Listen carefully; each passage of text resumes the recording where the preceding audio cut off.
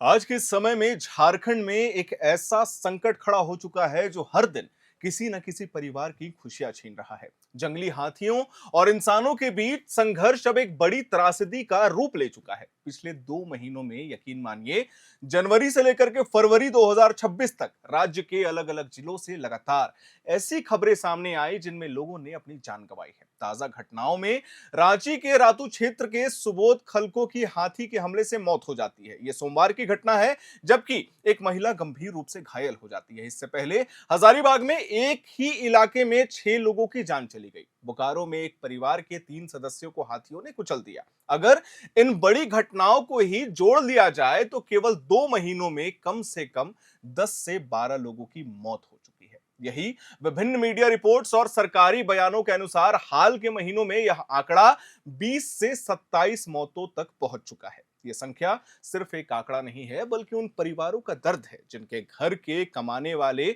या अपने लोग अचानक उनसे छिन गए। लेकिन सबसे बड़ा सवाल यह है कि आखिर हाथी बार बार आबादी वाले इलाकों में क्यों घुस रहे हैं और सरकार और वन विभाग इस पे क्या संज्ञान ले रही है। विशेषज्ञों और वन विभाग की रिपोर्ट्स के अनुसार इसकी सबसे बड़ी वजह जंगलों में पानी और भोजन की कमी है। गर्मी और सर्दी के दौरान कई छोटे जल स्रोत सूख जाते हैं। ऐसे में हाथी नदियों, डैम और तालाबों की ओर बढ़ने लगते हैं। झारखंड में हटिया डैम और आसपास की नदियां हाथियों को आकर्षित करती हैं। पानी की तलाश में वो खेतों और गांवों के बीच में घुस जाते हैं। दूसरी बड़ी वजह है जंगलों की सिकुड़न। हम आपको बता दें, लगातार कटाई होना, खनन गतिविधियां और विकास परियोजनाओं के कारण हाथियों का प्राकृतिक आवास कम हो गया है। अब उनके पारंपरिक रास्ते यानी कि एलिफेंट कॉरिडोर बाधित हो जाते हैं, तो वे नए रास्ते तलाशने लगते हैं जो अक्सर गांव और कस्बों से होकर गुजरते हैं। तीसरी वजह है खेती। ये सबसे बड़ी वजह है, इसको ध्यान से सुनिएगा।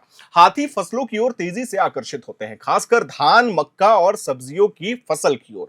जब वे खेतों में घुसते हैं तो ग्रामीण उन्हें भगाने की कोशिश करते हैं। इसी दौरान आमना सामना होता है और कई बार हाथी आक्रामक हो जाते हैं। जो हमने 6 लोगों की मौत का बात बताया, वो भी इसी तरीके का परिदृश्य था। हम आपको बता दें, जब वे खुद को घिरा हुआ या खतरे में महसूस करते हैं, यानी हाथी अपने आसपास कोई भी खतरा महसूस करते हैं, तो वो हमला करते हैं। रात के समय यह खतरा और बढ़ जाता है, क्योंकि हाथियों की गतिविधि अक्सर रात में अधिक होती है और ग्रामीणों को समय पर जानकारी नहीं मिल पाती है। वो जल्दी सो भी जाते हैं। अब सवाल जिम्मेदारी का है। क्या सिर्फ वन विभाग जिम्मेदार है? ये सबसे बड़ा सवाल है।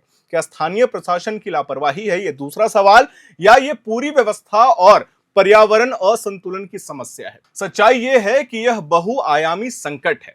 वन विभाग पर आरोप लगते रहे हैं कि कई मामलों में रेस्क्यू टीम समय पर नहीं पहुंची। कुछ ग्रामीणों का यह कहना है कि आपात स्थिति में अधिकारी मूक दर्शक बने रहते हैं। लेकिन दूसरी तरफ वन विभाग का यह तर्क है कि अचानक और बिखरे हुए इलाकों में हाथियों की मौजूदगी के कारण हर जगह तुरंत पहुंच पाना चुनौतीपूर्ण होता है। और हमारे भारत में क्या होता है, जब भी कोई हाथी सड़क पर घूमता है, अधिकांश लोग रिकॉर्डिंग ऑन करके रिकॉर्ड करना शुरू कर देते हैं, उसके पास जाने की कोशिश करते हैं। कई वीडियोस में आपने देखा होगा, हाथी उनके घर के नीचे है और वो ऊपर से रिकॉर्ड कर रहे हैं। स्थिति की गंभीरता को देखते हुए राज्य सरकार ने हाल के दिनों में कई बड़े कदमों की घोषणा भी की है। मुख्यमंत्री हेमंत सोरेन ने अधिकारियों को सख्त निर्देश दिए हैं कि मानव हाथी संघर्ष को कम करने के लिए तुरंत ठोस कार्रवाई की जाए। लेकिन धरातल पे क्या हो रहा है?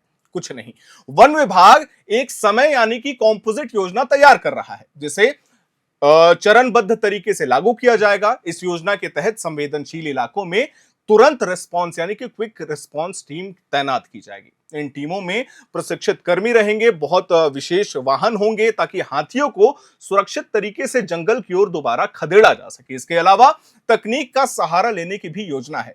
सरकार की यह घोषणा है कि संवेदनशील क्षेत्रों में एआई आधारित कैमरे लगाए जाएंगे जो 24 घंटे निगरानी करेंगे। जैसे ही किसी क्षेत्र में हाथियों की हलचल दर्ज होगी, तुरंत अलर्ट जारी कर दिया जाएगा और लोगों को यह बता दिया जाएगा कि आप अपने घर में सुरक्षित जाकर के सो जाइए। साथ ही गांवों में जागरूकता कार्यक्रम चलाने की योजना भी सरकार बना रही है, जिसमें लोगों को यह बताया जाएगा कि हाथी दिखने पर क्या करें और क्या ना करें। क्योंकि हमारे देश में, खास करके झारखंड में, लोगों को यह पता ही नहीं है कि जब भी कोई जंगली हाथी सड़क पर घूम रहा होता है तो हमें क्या प्रतिक्रियाएं देनी चाहिए। हमने आपको कहा ना कि अधिकांश लोग यानी कि 90% लोग फोन निकाल करके रिकॉर्डिंग करने लगते हैं। एक वीडियो हमने देखा था जो कि एयरपोर्ट वाले इलाके का वीडियो था, उसमें यह साफ देखा जा सकता था कि हाथी जो है वो घूम रहा है, लेकिन वहां पे कुछ लोग दूसरी साइड वाली सड़क पे गाड़ी रोक करके अपना फोन निकालते हैं और रिकॉर्डिंग करना शुरू कर देते हैं। जैसे ही वो हाथी सड़क को क्रॉस करता है,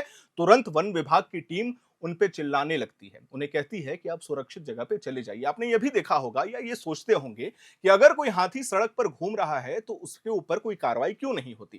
क्या उसे बेहोश कर देना चाहिए या फिर उसे मार देना चाहिए? ये कई सवाल हैं जो जनता हमसे पूछते हैं, लेकिन क्या ये करना सही है? हमने ही बहुत सारी चीजों को बर्बाद किया है, क्या हमने जंगल बर्बाद नहीं किए? ये सबसे बड़ा सवाल है। अगर हम जानवरों के जंगल को ही खत्म करते जाएंगे, धीरे धीरे खनन करते जाएंगे, प्रदूषण के चलते बरसात नहीं हो रही है ठीक ढंग से, तो वो कहां जाएंगे? एक तरफ इंसानों की जान की सुरक्षा जरूरी है, वहीं दूसरी तरफ हाथी भी संरक्षित वनजीव है। ये बात हमें मानना होगा। उन्हें नुकसान पहुंचाना कानूनन अपराध है। इसीलिए समाधान ऐसा होना चाहिए जिसमें इंसान और जो जीव है वो सुरक्षित रह सके। पिछले 2 महीनों में 10 से 12 पुष्ट मौतें और हालिया महीनों में 20 से अधिक जाने जाना यह संकेत देता है कि अब आधे अधूरे उपायों से काम नहीं चलेगा झारखंड में। यह सिर्फ खबर नहीं है, बल्कि एक चेतावनी है। अगर समय रहते ठोस और वैज्ञानिक कदम नहीं उठाए गए तो मानव हाथी संघर्ष और भयावह रूप ले सकता है। जरूरत है समन्वय की, तकनीक के सही उपयोग की, जंगलों के संरक्षण की और ग्रामीणों को भरोसा देने की। तभी शायद आने वाले महीनों में यह दुखद आंकड़ा रुक सकेगा और झारखंड के गांवों में फिर से